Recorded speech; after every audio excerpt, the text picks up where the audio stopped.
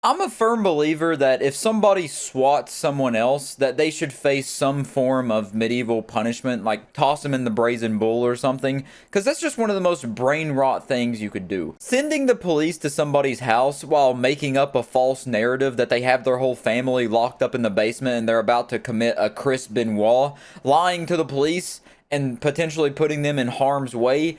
It's just one of the dumbest, most low-life things you could ever do. And it's been a massive issue for quite some time, and it's probably going to continue to be a massive issue, with pretty much every big-name content creator being swatted at some point in time. Like, IShowSpeed's been swatted, Aiden Ross has been swatted, XQC, the list goes on and on and on. And recently, the most recent example was the voice actor Ned Luke, who voices Michael in GTA 5, just got swatted yesterday while he was streaming GTA. Look at this guy. Here's even more. Here you go. How about this guy? 1,047,630,139,639. Hello.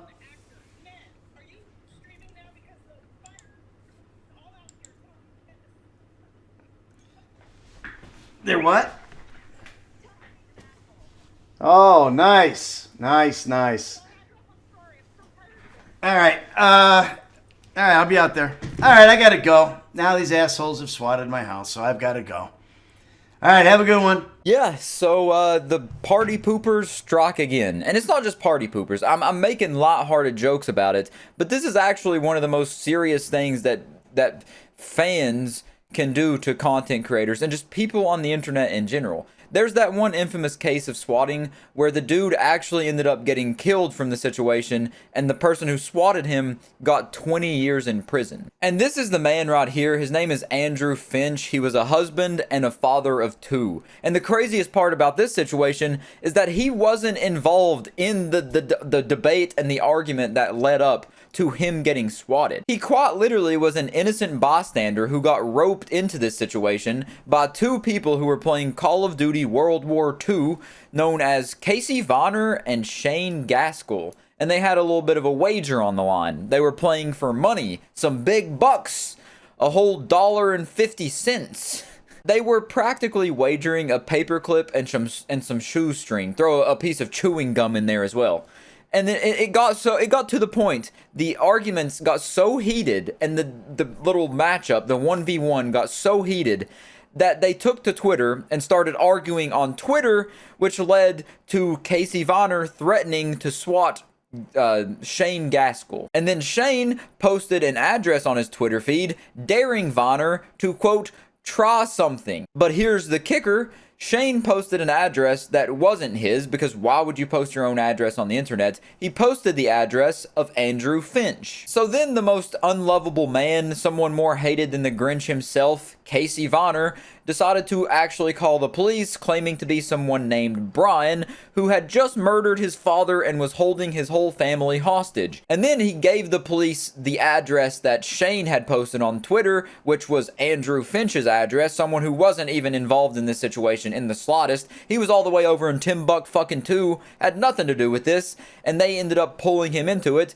to which law enforcement responded immediately, sent the Wichita police, and they decided to try to defuse the situation and pounded on the door until they demanded an entrance. And then when Andrew Finch came out, the police apparently believed he had a gun and had it drawn on the officers, so they shot him with AR-15s and killed him on the spot. And some people try to put the blame of this whole situation on the police, which, yes, I mean, they're partly to blame for immediately opening fire, but it all goes back to Shane and Casey and their stupid ass little 1v1 debate that led to some innocent man getting killed. But like I said, this story does have a little fairy tale ending.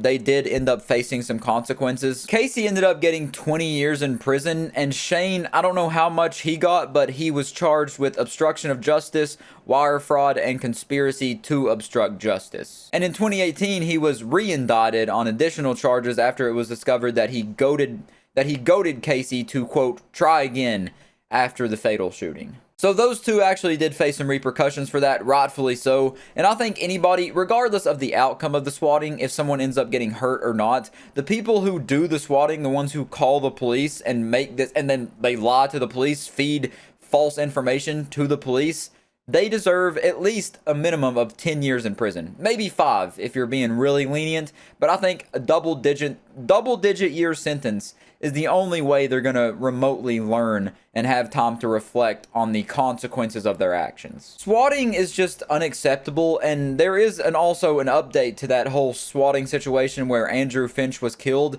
It ended up being so devastating that Andrew's sister ended up committing suicide in 2019 as a result of having to live with all the stuff that happened, viewing his death up close and all that. It's just a horrible thing all around.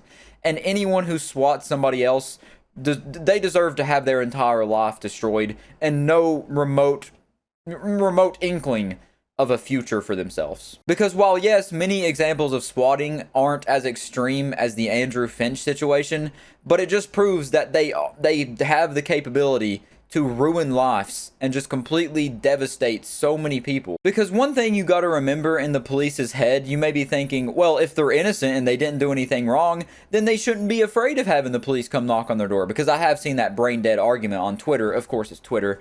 But you gotta remember, when people call in these fake swattings and they call the police, they're acting like the person in the house is a deranged lunatic who just killed someone or is about to kill people, and they're not afraid to do it again. Like, they'll call and say, my name is John. I have my whole family in the basement. I hog-tied up my little kid and I shot the other 2. And I'm not afraid to do it again. I'm gonna burn my whole house down with the rest of my family inside.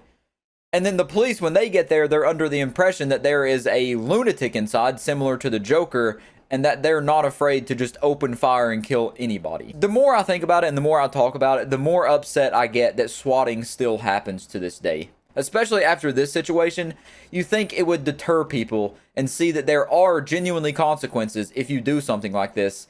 But still, people are so absurdly stupid. They're so incapable of having a critical thought that you can just look through one ear and see out the other, is how stupid these people who call in swattings are. There's just a lot breeze that constantly goes through their head all day because there's nothing up there rattling around. They're just living on autopilot.